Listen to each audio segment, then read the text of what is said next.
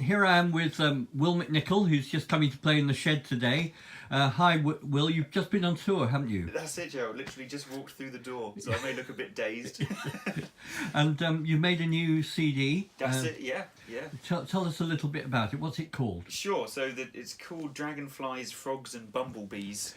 And there's a bit of a story behind that, from where the inspiration came from. My back garden, basically.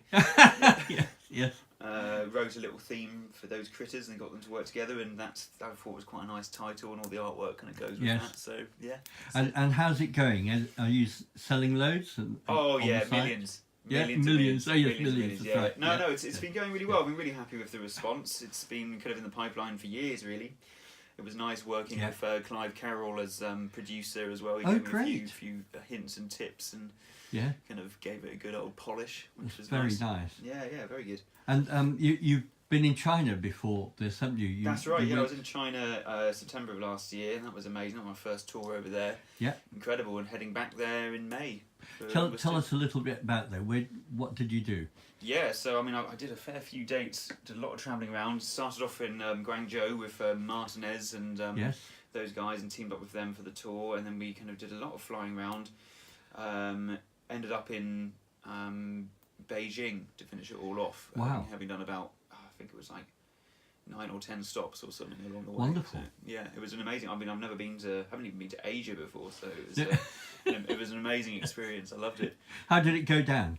Very well. Yeah, I was really pleased. Some of my stuff had already been over there on like the Chinese equivalents of YouTube and all of that stuff, and it had been getting some, luckily quite favourable comments.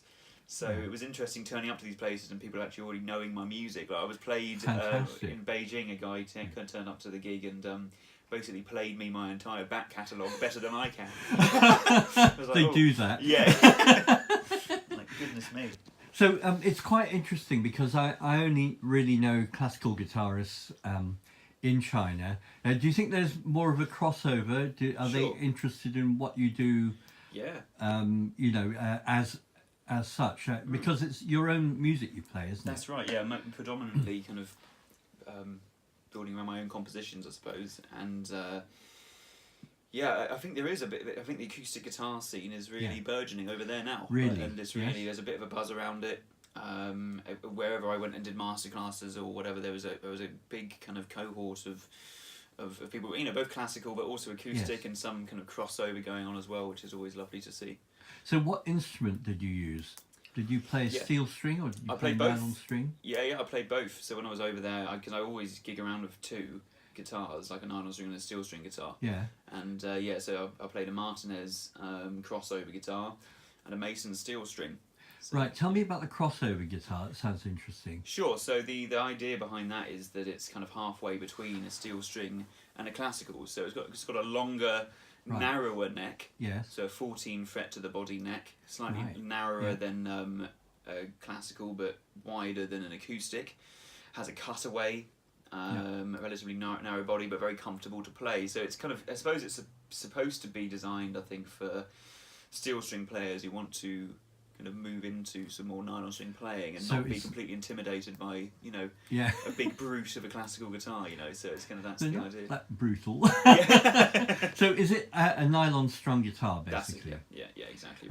It's got has it got a longer string length? Yes, yeah. So it's 67 or something. I can't remember off the top of my head, but something like that. 66. Yeah. Yeah. So, and how do you find that? Is it nice to play? Is it perfect easy? for me? Yeah. Perfect for me because that's where I found myself working halfway between classical and acoustic. So as far as I'm concerned, I've always been most comfortable slap bang in the middle.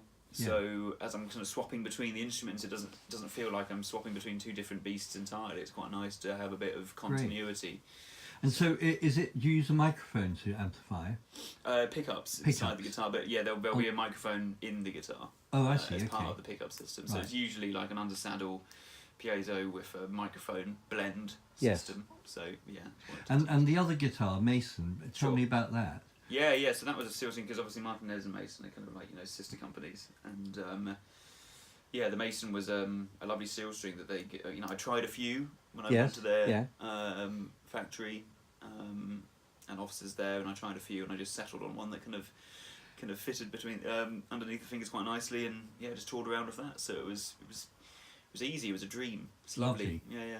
So what about travelling with two instruments? How did you find that? Yeah, that's always a bit of an issue, and it's a bit like you know, I was very lucky to have an assistant and a translator with me at all times. Yes. So he was able to kind of take one, and I was able to take the other. But I see. Didn't come across any issues like on the internal flights in China. You know, they were just happy to let you kind of walk on with it into the cabin, which is, you know, unheard of in this country. I think. Yes. Like, you know, usually kind of have to have a pretty epic battle before they you let do. you do You're that right. thing, Yes. you know.